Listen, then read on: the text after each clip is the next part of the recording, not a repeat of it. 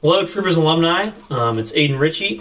I marched from 2008 to 2011. I played lead baritone the entire time, and I was soloist and section leader in 2010 and 2011.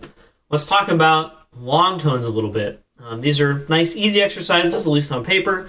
Let's talk about, I'm only going to play one of the exercises, but let's talk about the concept behind that exercise as we go along. So I'm going to use metronome, just like in my other video. I have it at 96 right now. We're not using any specific tempo, this is what I chose.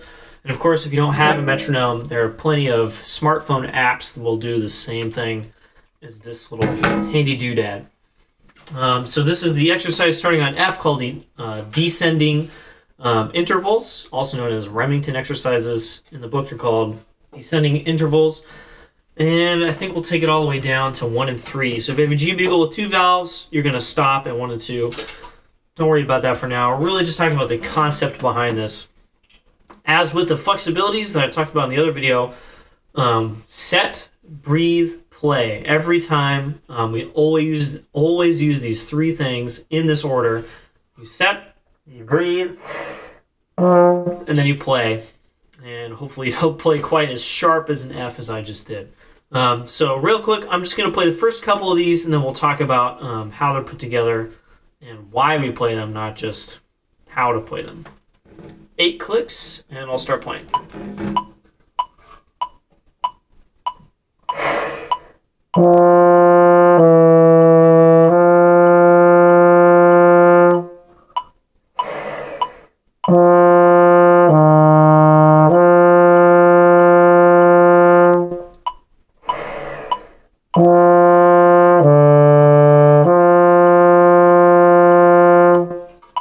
We'll stop there.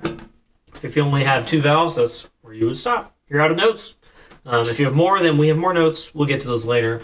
It's a very simple exercise, obviously. We're starting on F or a G if you're playing a G bugle. And we're going down chromatically to lower notes and coming back up. The point of this is to move the air the same way and evenly throughout the entire exercise. We also have exercises that are just the same note the whole way through. This one forces you to change it just a little bit as we add valves.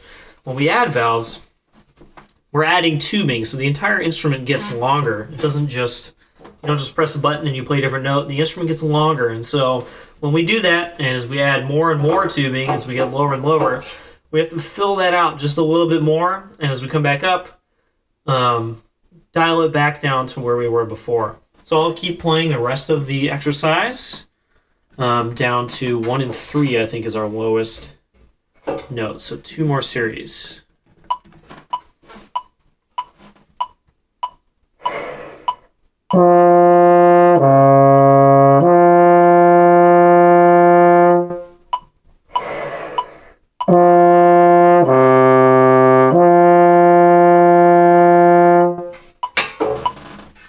And as before in the flexibilities, no tension, no extra muscle effort on my part other than holding the instrument up. And of course, it'll be at a good posture and a flat horn angle.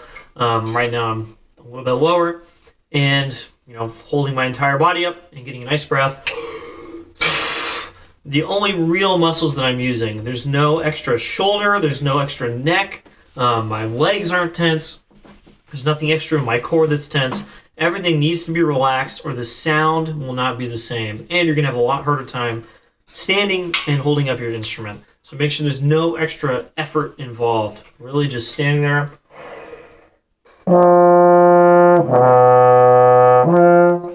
And let that air out. Of course, these are wind instruments. I talked about this in the other video as well.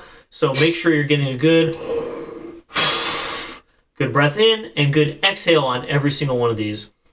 The exercise starts with a nice da articulation. Da, da, da. And you only have to articulate, of course, the first one. I said it in the middle there, but these are just slurs. So start each exercise with a nice da and keep that air moving the entire time. Cool. I think that's all we really have to say about the long tones. Listen to yourself play these, maybe take a video, and hopefully I'll see you guys this summer.